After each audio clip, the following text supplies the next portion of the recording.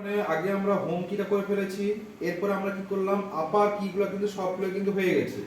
কিন্তু আপার কি হলে কি হবে, তোমাকে কিছুটা ওয়ার্ডও প্র্যাকটিস করতে হবে আপার কিকে নিয়ে এবং মিডল কিকে নিয়ে কিছু ওয়ার্ড প্র্যাকটিস করতে হবে। দিলে কি হবে, ওই লেটারগুলা কোথায় আছে সেটা তোমাদের মুখস্থ হয়ে যাবে।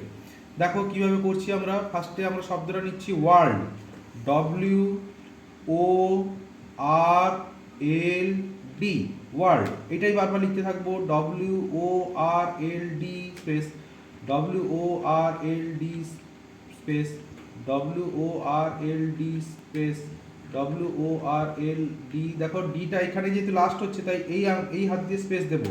ওয়ার্ল্ড এরকম বারবার লিখে যাব।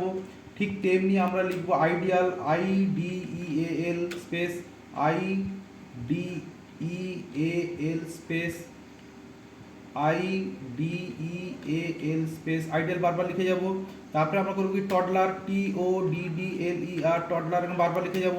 তারপরে workshop, W O R K S H O P, workshop. Father, F A T H E R, father.